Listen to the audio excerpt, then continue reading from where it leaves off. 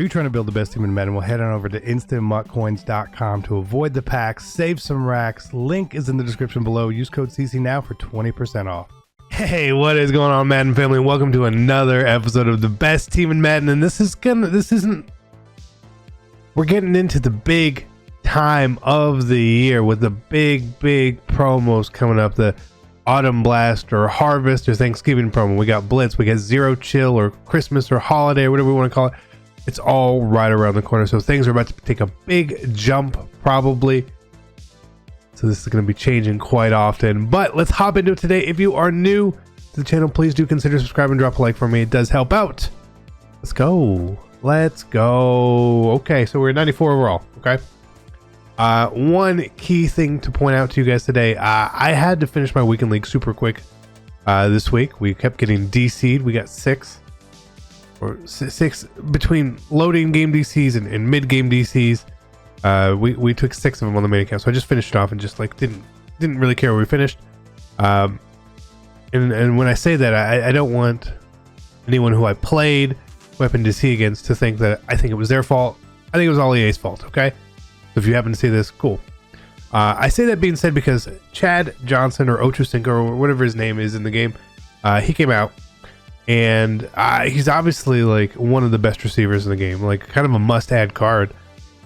But his price at 730 to a million coins for the weekend, it didn't make sense for me to add him. Okay, I do want to get him. I think he is necessary to get, but with the promos being announced and all that, and we were already finished our weekend league, there was no need to spend 700,000 coins on a card that we weren't going to be using for 5 or 6 days.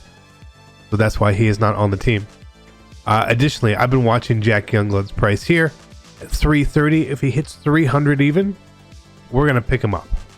Because, as I always mention to you guys, I love rentals. When you get these limited cards which hit the low threes, I really like picking them up because then you can use them and you can really get rid of them for almost the same. Or not lose any coins at all, in fact, from them. So we'll probably be adding him. It'll probably happen. Just hasn't happened yet. In 330, I know like we're kind of nitpicky waiting for him to get to 300, but I know that he was selling overnight for that. Okay, let's take a look here. So players we added Brandon Brooks. He was pretty cheap. He's obviously not so cheap anymore. That's just what happens. Right guard, now up to 95. We sold Will Shields. It's fine. Waller still on the team. Vernon Davis still on the team.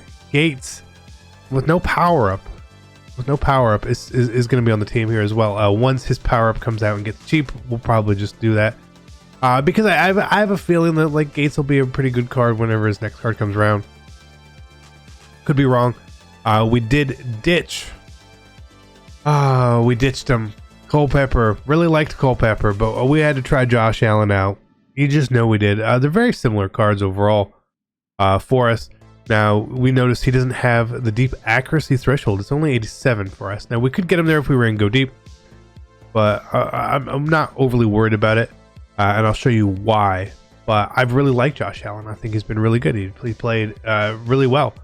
Additionally, no other receivers. Plus, no Brian Finneran. No Brian Finneran yet. I did buy his base card for around 170,000 coins.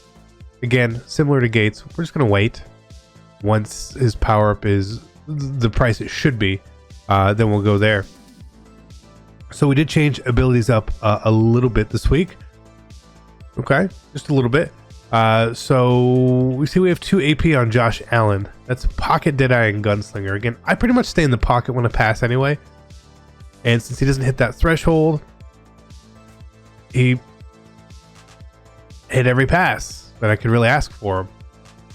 The only times that like the pass was not, we'll call it inaccurate, is when the receivers aren't animating. Okay, so that's obviously not a quarterback problem. That's the game, right? So we have deep in elite on Scary Terry. I might need to change that to deep out elite based on where he actually catches the ball sometimes, but I think deep in's fine. We got our edge protector. I put Polar Elite on Steve Hutchinson. Again, we had an extra point. Let's just try it out. You know, okay. Reggie Bush, Backfield Master, Waller, Tight End Apprentice. right there. So we were able to move some ability points around to try some more things out on offense there. Again, our West Coast is at 67. Shaker is at 44 there. We can probably get 2 chemistries pretty well up on here if we really need to. But I don't think right now we really need to. Not yet. At a certain point, I'm sure we will. But not yet, okay? It is something I want to do, but we're just not there yet, okay? Yeah, that's the offense here, okay? Defensively, we got Devin McCourty, Ronnie Lott. We obviously picked up Ronnie Lott last week. You guys know that. He plays sub linebacker for me, basically as my deep zone, right? Or mid read, basically.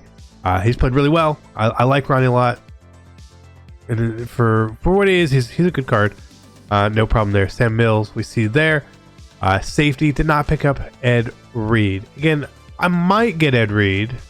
I might, but I have a feeling we're gonna get some sort of offers for Blitz. Now he's a little bit better than Troy overall, but I didn't want to go out and spend 600,000 or 700,000 coins on getting Ed Reed. I really didn't. I feel like these cards are gonna pick up. I feel like we're gonna get some other safeties coming into the game. Maybe it's a Calvin Johnson or Sean Taylor, and at that point, that's where I'm gonna want to play with that card instead. So that's where that lands. Same thing with Champ Bailey. He's just very similar to Antonio Cromartie. We could obviously get him. I just don't know if I really want to. You know, I don't know if I really want to. I do like Antonio Cromartie.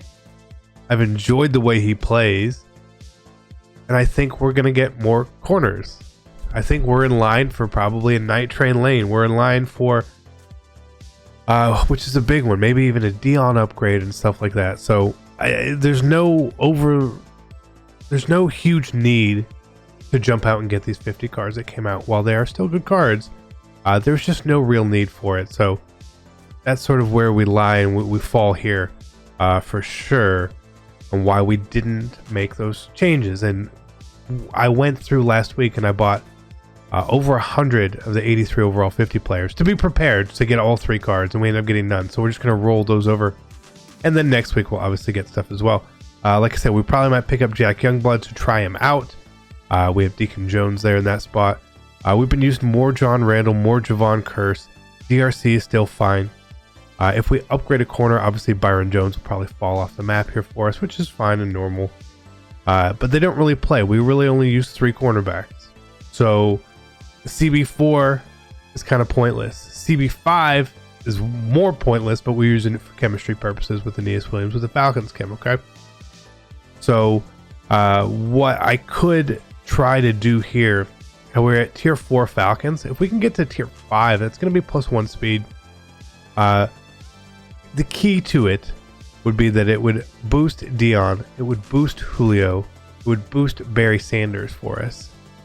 So we'll see. We'll see how we go. Again, since we didn't really add anyone, our chemistries really didn't change. Lockdown, again, we're down at 50 because we need the man coverage stat there. So I'm not overly worried about it.